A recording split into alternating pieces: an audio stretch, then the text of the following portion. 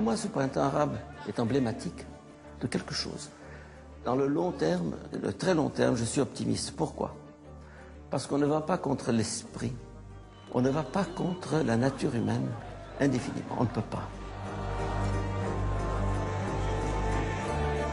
Il y a quelque chose dans l'homme qui est irréductible, qui est la liberté, la dignité, la vérité. Mon optimisme n'est pas un optimisme béat, disant « Oh, mais ça va très bien, il n'y a pas de problème, vous allez voir, tout va changer. » Non, dans l'immédiat, rien ne va changer, ça va être pire. Henri Boulade est né à Alexandrie, dans une famille chrétienne. À 20 ans, il entre chez les Jésuites, où il se consacre à l'éducation. Toute sa vie, il va défendre les acquis de la modernité, la liberté de conscience personnelle, l'égalité entre tous et la primauté des droits humains sur tous les systèmes totalitaires. C'est au nom de la défense de ces valeurs qu'il mène un combat contre l'islam politique, un combat qui, selon lui, ne fait que commencer. Il ne faut pas se faire d'illusions, parce que la révolution qui a été promue et lancée par les libéraux a été récupérée et arnaquée dès le 4e jour par les islamistes. Et c'est encore le cas jusqu'à présent.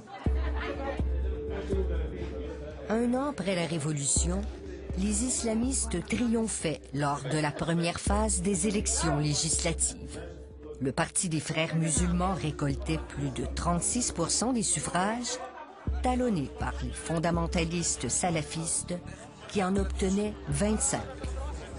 L'Occident n'a pas pris la pleine mesure de leur force, de leur détermination, de leur puissance, de leur organisation. Ils sont irréductibles, irréductibles. Ils ne vont jamais baisser pavillon. Ils veulent le monde et ils auront le monde tant que l'Occident continuera cette politique de l'autruche qu'il mène jusqu'à présent. L'Occident ne veut pas comprendre. L'Occident ne veut pas comprendre. L'Occident ne comprend pas et ne veut pas comprendre. Le discours que je tiens, elle le refuse. Elle me taxe de raciste, d'islamophobe, d'intolérant. Je connais le disque. Qu'elle continue comme ça. Qu'elle continue comme ça. Les premiers à être lucides, ce sont les musulmans eux-mêmes qui ont fait la révolution et qui continuent à taper du poing en Occident comme en Orient en disant « Attention aux islamistes, méfiez-vous d'eux ». Le conflit n'est pas islam-occident, islam-chrétienté, le conflit est islam-islam. Henri Boulade regrette l'islam spirituel et fraternel qu'il a connu dans sa jeunesse. C'était avant la montée de l'islam politique. Dans les années 70, Sadat soutient la confrérie des frères musulmans pour contrer l'influence de la gauche. C'est sous son règne que la loi islamique, la charia, est inscrite dans la Constitution en tant que source principale de la législation.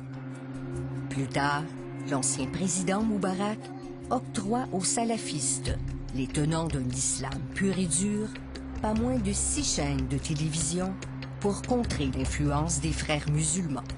Dès lors, une surenchère intégriste a gagné l'espace public. Vous avez le nazisme, il est tombé. Communisme, il est tombé. Le communisme, quoi, il a duré combien? 70 ans. C'était fondé sur qui? Marx, Staline, Lénine. Bon, ce sont des êtres humains. Mais l'islamisme se réclame de Dieu.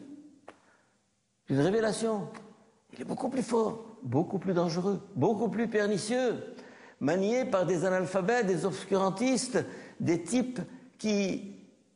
Un exemple, le père spirituel de la nation égyptienne pendant 20 ans, qui avait le micro tous les vendredis à la télévision égyptienne, qui s'appelait Cheikh Sha'rawi. Eh bien, cet homme se faisait une gloire de n'avoir pas lu un livre pendant 40 ans. Pourquoi? Parce que tout est dans le Coran. Pourquoi lire? Si le Coran m'apporte toute la vérité, pourquoi la chercher ailleurs? Et c'est ce qui se passe actuellement.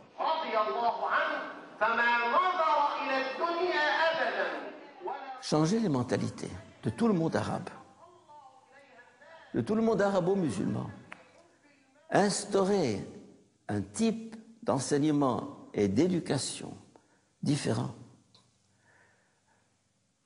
réinterpréter le Coran, les hadiths et les traditions pour les ouvrir à la modernité, c'est une entreprise titanesque à laquelle le monde arabo-musulman n'est pas du tout prêt. Quant aux chrétiens d'Égypte, n'est-ce pas, si nous allons dans cette ligne-là, eh bien, il n'en restera plus rien d'ici quelques années.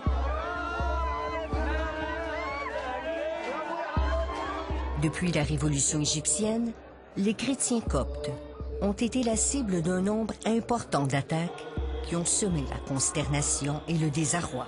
Beaucoup de chrétiens me disent « Oh, l'époque Moubarak était encore mieux que ce que nous vivons actuellement. » Mais je leur dis, voyez, la sécurité, c'est la sclérose et à long terme, c'est la mort. La révolution, c'est le mouvement et c'est le risque. Si le père Boulad fustige les islamistes, il ne se gêne pas pour dénoncer le cynisme et le manque d'éthique des régimes occidentaux.